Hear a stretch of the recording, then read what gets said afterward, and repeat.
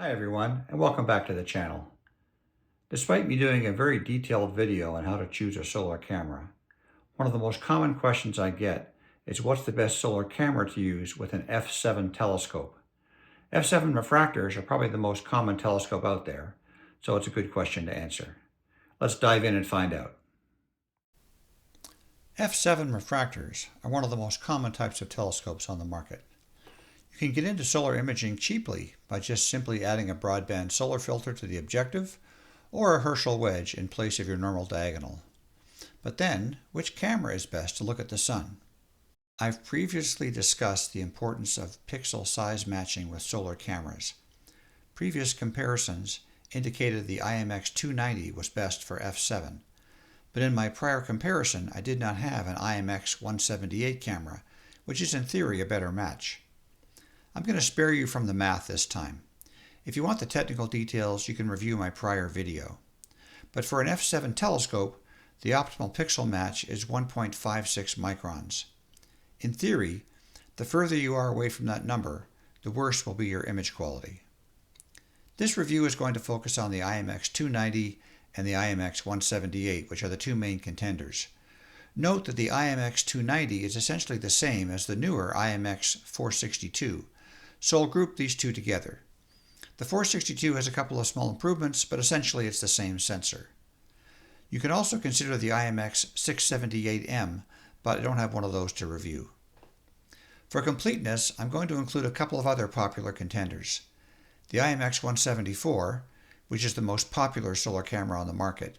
It's a great match for anyone using a Quark with an f7 refractor, because that changes your scope to an f30, and the 174's pixel match is great at f30. We're also going to look at the IMX533M. This is a great camera too, and it's very flexible. It does a decent job at f7, but if you put it at bin 2, it's a great match at f30. If you're using a 2.5x barlow with your f7 telescope, which makes it an f17.5, the IMX533 provides the highest image quality of these cameras. In my previous video, I showed that pixel match to the telescope's focal ratio was more important than resolution or frames per second. We also need to consider whether you want to get all or most of a full disk in the image or rely on doing mosaics to make photographs. This will depend upon your scope. With my f7 MT100 from Lunt, to get a full solar disk, it takes 2 IMX178 images or 6 IMX270 images or 1 IMX533 or 1 IMX174. Scopes with smaller apertures will more easily fit in the solar disk. I took photographs multiple times in varying seeing conditions with all the cameras in both broadband and hydrogen alpha with two different f7 refractors. I used my Lunt 100MT and my Tech 160FL.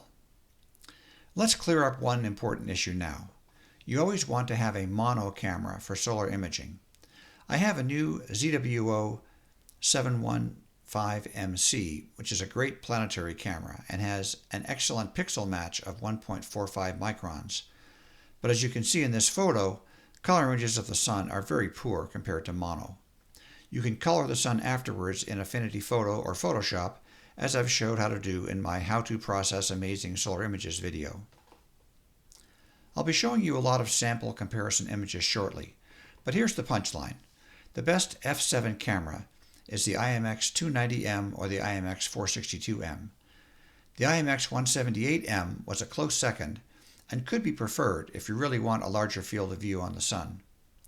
I did not see a significant difference between hydrogen alpha and broadband performance with these cameras. The rankings were the same. I'll now show a series of photos from the different cameras so you can judge for yourself, and then I'll wrap up with conclusions.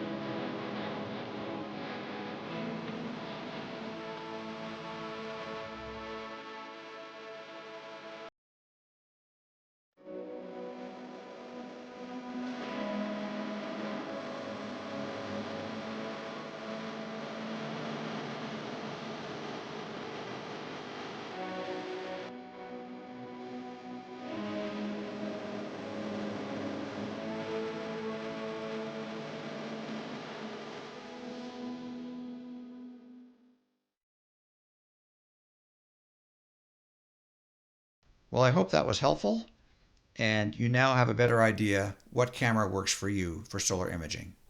Thanks for watching.